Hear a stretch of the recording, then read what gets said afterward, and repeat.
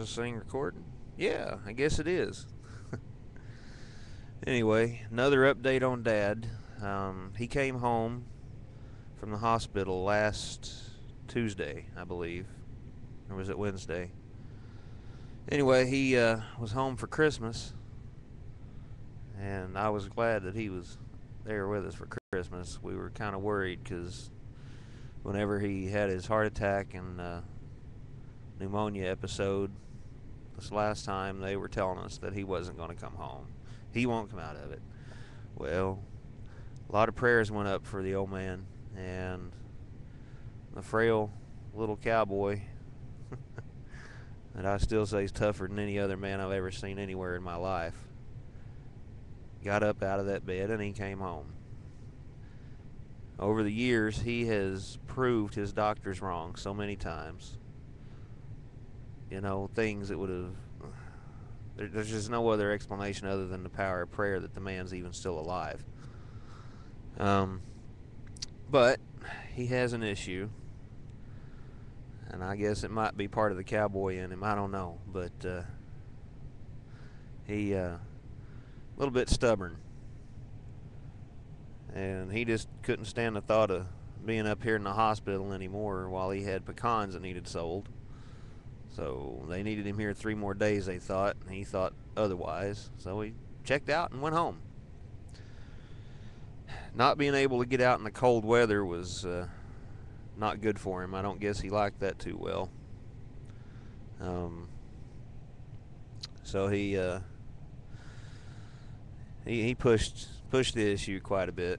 We couldn't let him get out and do the stuff, you know, that he was wanting to do. Thankfully, it was raining almost every day, snowing, and he didn't get out in the stuff. About the only time he went out was go to the store with Mom or go to church. Well, fast forward, I'm dragging this out longer than it needs to be.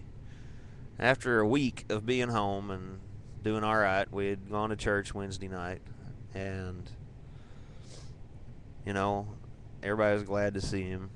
I was glad to be able to be there with him, and we were planning on sitting home the next night for New Year's Eve, and you know, this is the first time in a long time that I've not been with somebody, you know, single for New Year's. I could have went out and partied. I could have done all that. I don't want to. I've grown up. I'm not into that anymore, you know. I was going to sit home and with Mom and Dad and my son and see the old year out and the new year in. Well, the night before that was to happen, I've been having a few issues with being able to sleep. I've got a little insomnia problem, which is why I'm up at this hour. Dad, I had just taken my sleeping medication that the doctor had given me, and for once it was working. I was laying there relaxed. I was like, yeah, I'm going to be able to sleep tonight. Told everybody, don't bother me, I've took this, you know. I heard Dad stirring around. I just felt something wasn't right. I got up to check on him. He's having a little trouble breathing. And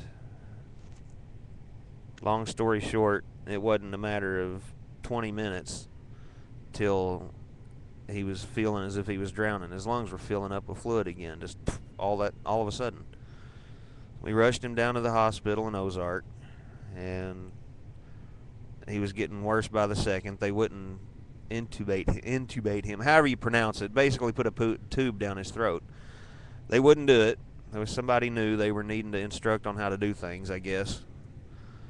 But he's sitting there looking like a little puppy that knows he's dying and nobody will help him. If I'd have known how to put the damn tube in his throat, I'd have done it myself, but I never was trained in any of that stuff, you know. Anyway, they give him oxygen. They give him different things in IVs. Finally, they give him a shot of something that's Lasix on steroids or something, I guess. I don't know. And he responds a little bit to it. At least the lungs quit filling up. But he was still having a hard time breathing. They had to put this mask on him. His voice was real deep. I've never heard it like that. and it was gurgling, but at least the tears coming out of his eyes had quit, you know. I was almost able to stand there and see this. I was happy that he was not about to die anymore. Well, the they told us they were going to move him to Fort Smith because they'd done all they could do, which was pure bull. Anyway, not going to get further into that. I went in there and talked to him a little bit, hugged him, told him I loved him. And, you know, if all else fails, that's at least the last things we said to each other was, you know, that. But anyway, by the time I got home to get his medication, they wanted to know what he was taking. So I went to the house, got his box of stuff, come right back. The house is only about 3 blocks away. Anyway, by the time I got back, he was out. He was laying there staring up, mumbling something. I listened down. He's going, "Mom, mom, mom, mom, mom, mom, mom." He was stoned out of his gourd on something they gave him. They transferred him up here to Fort Smith, to St. Edwards.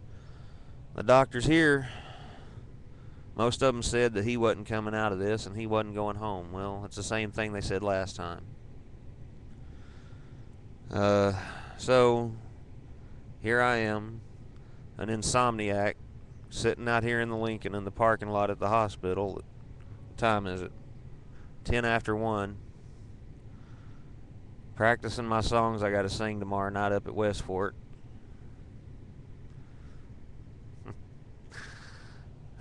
And praying that my dad comes too, and comes out of this.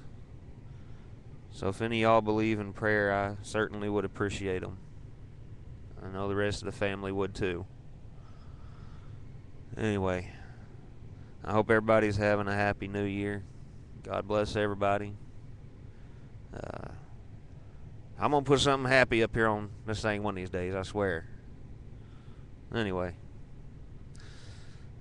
overlooked my little bit of strong language earlier. I'm sorry about that.